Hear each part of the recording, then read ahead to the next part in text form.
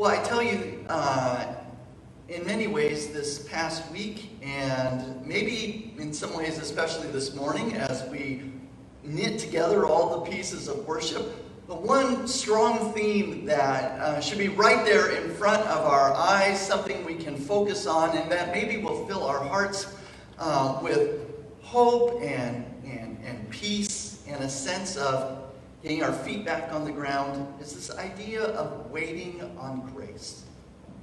Waiting on grace. You know, early in the week, I was reading through the lessons and beginning to map out what I wanted to talk about today. And I came upon the line from Psalm 145, "Great is the Lord, and greatly to be praised."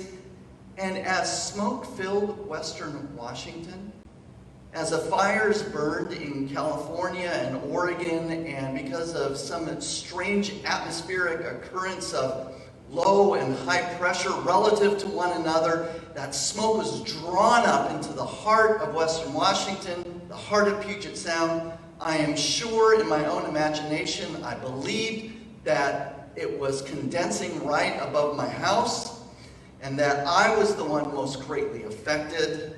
That's where my mind was earlier this week. So when I read, "Great is the Lord and greatly to be praised" in the psalm, I was more than a little skeptical about the declarations of the psalmist. Smoke filled my, your, our lungs. The psalmist cried out this week, "We will declare your power." And I thought to myself, okay, God, use your power and push this smoke over the Cascades. Send it to someone else's backyard, not mine. "Glorious splendor of your majesty I will speak." If I could see through the haze God's glorious majesty, yeah, I'd speak of it. But I can't because there's smoke in my eyes. I want to tell the might of your wondrous acts. Yeah, not so much Monday, Tuesday, and Wednesday of this past week. Remembrance of your great goodness. Sing joyfully of your righteousness. I didn't see it, God, and I'm not going to sing it, and I'm not going to declare it.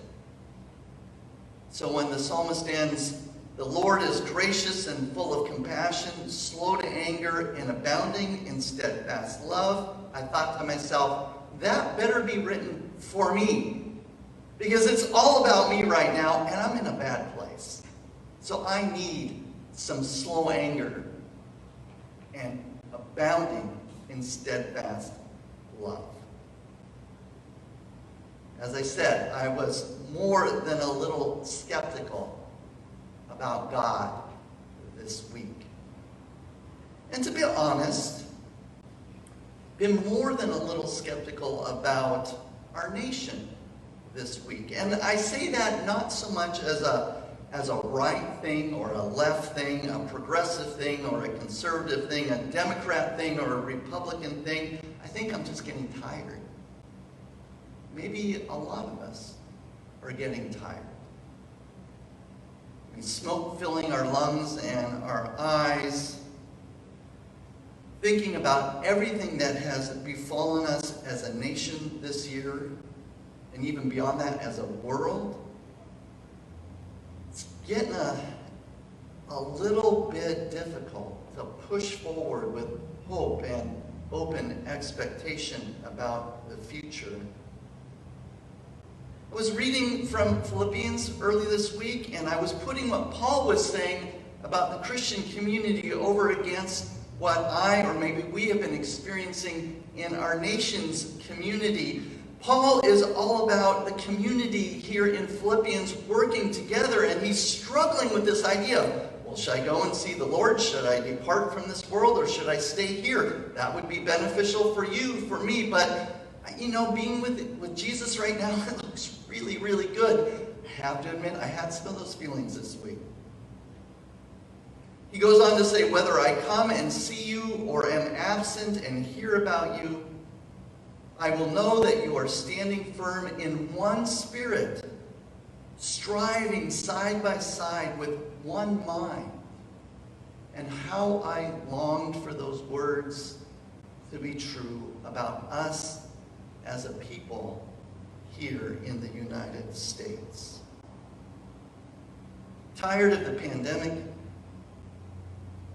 inequality as it is expressed in so many different ways in our nation,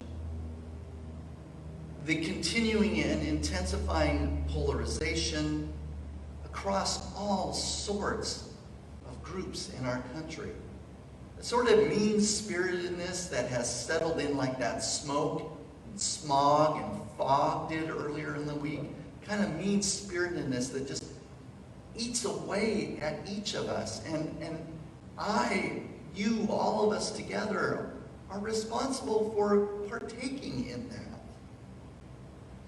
And with an election putting everyone on pins and needles, and now a Supreme Court fight being added on top of all that, it would be good for me, maybe not for you, but you can choose. I was like, Jesus, take me home. Just take me home. I'm ready to go.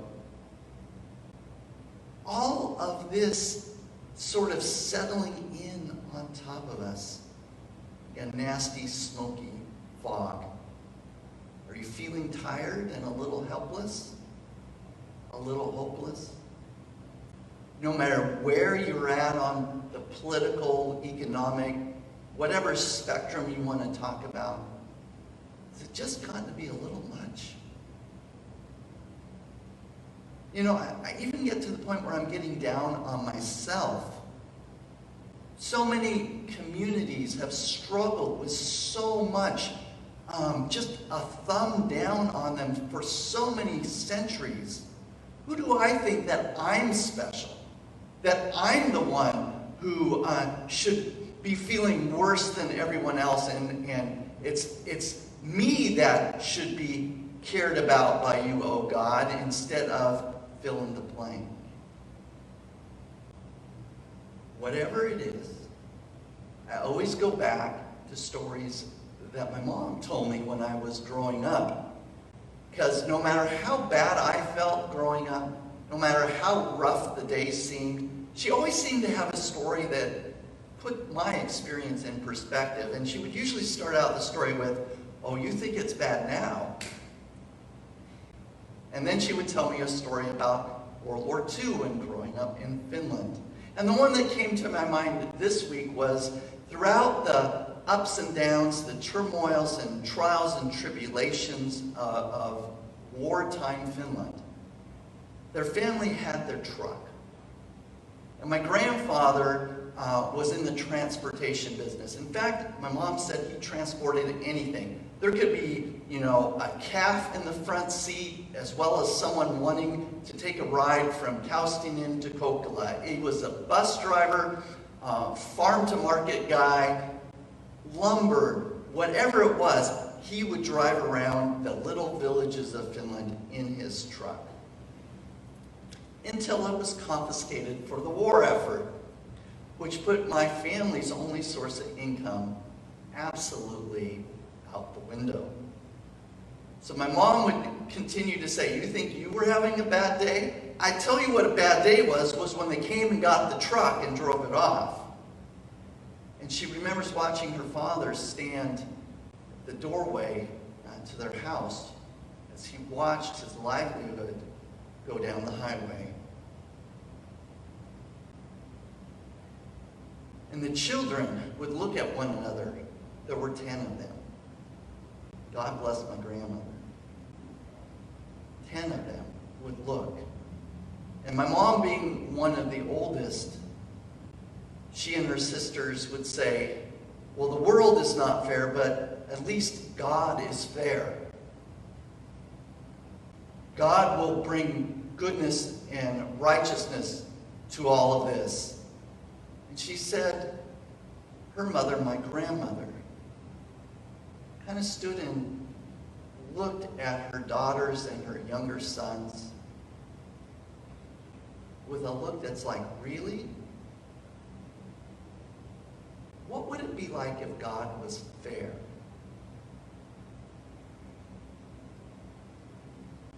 would it look like if God was fair?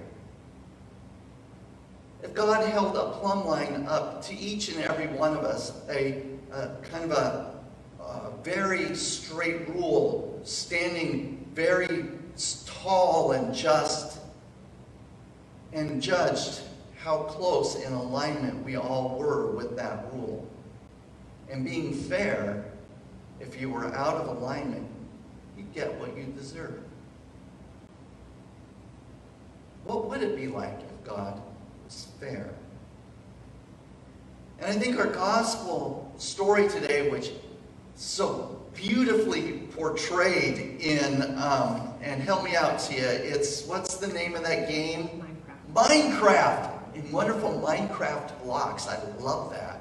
Especially love the coins going out. And I think someone exploded or disappeared in the midst of it. Love that story. What if God were fair?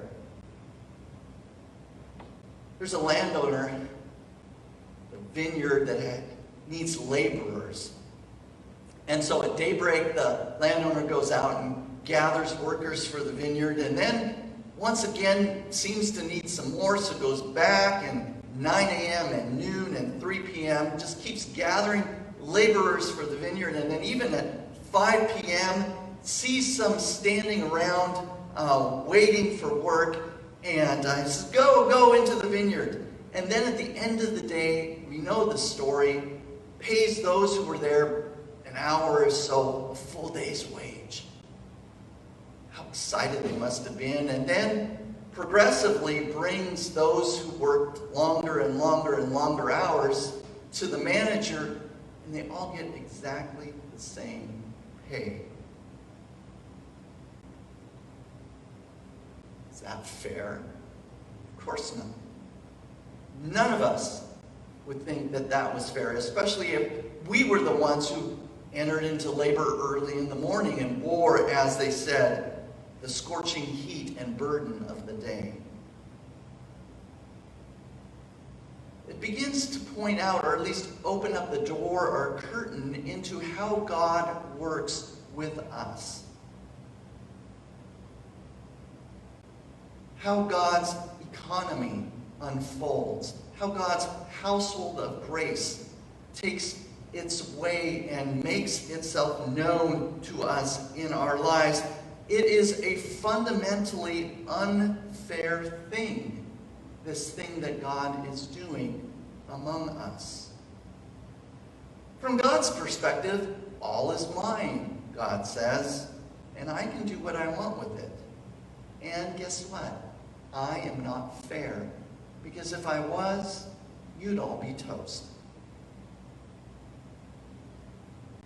I am not fair. I am gracious. And those are not the same thing. I think for each and every one of us in our journey of following along with Jesus, making a distinction between what is fair, what is right, what is just, making a distinction between those things and what is loving and merciful and gracious are two separate things. And as just and righteous, as fair as God is on the one hand, that is not God's last word to any of us. Thank goodness. I am gracious, slow to anger, and abounding in steadfast love. Our only real job, and I'm thinking about this now as we move out of the smoke-filled haze of this past week, as we navigate the difficult dynamics of our nation, as we try to, as some kind of community, move forward into the future together, our real job, and this is hard to hear, our real job is waiting on grace. Waiting on grace. standing around, awaiting the presence of the gracious one to enter into our lives. This is not easy. It goes against everything we have been taught since we were born. That to be a people of God is to spend at least some time and taking some stance for waiting for God to greet us with grace and mercy and love. See, because it's about God. It's not about us. And the only way in the midst of the difficulties, whether it's World War II Finland or 2020 September United States, the only real way to be able to adopt the stance of the psalmist about the greatness of God is to take a posture of hope and expectation and to await the fulfillment of God's promises. And I know that is scary as heck, because it takes the future out of our hands and places them in the hands of God, hands that we can only trust are gracious and merciful. And that in the end, God will bring about the end result that God desires for all of creation. That's a big ask on God's part. See, this is the thing. We love to do the heavy lifting. We love to be the masters of our destiny. We love to be the captains of our own ship. It is not that way with God. And God sometimes, in the midst of the most dire situations in our lives, speaks a very soft and subtle and yet clear word that says, it's not about you people, it's about me. Do you trust me or not? The psalmist was able to do that.